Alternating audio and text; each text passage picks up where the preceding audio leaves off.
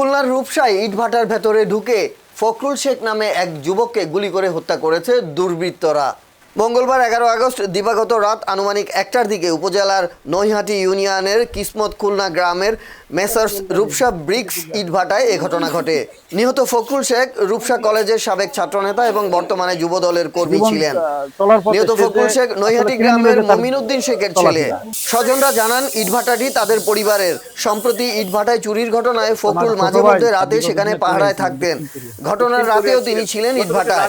রাত আনুমানিক 1টার দিকে কয়েকজন দুর্বৃত্ত ইটভাটার ভেতরে প্রবেশ করে। এরপর ফখরুলকে লক্ষ্য করে গুলি ছুড়ে দ্রুত পালিয়ে যায়। গুলির শব্দে ছুটে আসেন স্থানীয়রা।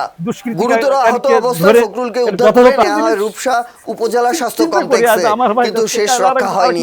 চিকিৎসক তাকে মৃত ঘোষণা করেন। আমাকে ফোন করে বলছে, ভাইয়া আমাদের ফখরুল ছোট ভাই। 4 ভাই ও 1 বোনের মধ্যে ফখরুল ছিলেন সবার ছোট। তার রয়েছে 2টি কন্যা সন্তান। বাবাকে হারিয়ে এখন অনিশ্চয়তায় তার 2 সন্তান। স্বজনদের কান্নায় ভারী হয়ে উঠেছে পুরো এলাকা। তবে কি কারণে ফখরুলকে হত্যা করা হলো এখনো নিশ্চিত নয়। পূর্ব বিরোধ, রাজনৈতিক বিরোধ নাকি অন্য কোনো কারণে এই হত্যাকাণ্ড তা খতিয়ে দেখছে পুলিশ। ঘটনার সত্যতা নিশ্চিত করে পরিবারের পক্ষ থেকে মামলা দায়েরের প্রস্তুতির কথা জানিয়েছেন রূপসা থানার ওসি আব্দুর রাজ্জাক মীর। হত্যাকাণ্ডের বিষয়টি তদন্ত করা হচ্ছে। জড়িতদের শনাক্ত ও গ্রেফতারে পুলিশ কাজ করছে। হঠাৎ ইটভাটায় গুলি করে হত্যার ঘটনায় এলাকায় ছড়িয়ে পড়েছে আতঙ্ক।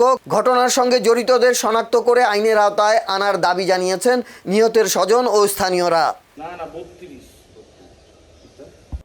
আমি একটা জিনিস চিন্তা করি, আজ আমার ভাই যাচ্ছে, কাল আরেক মার কোল খালি হচ্ছে।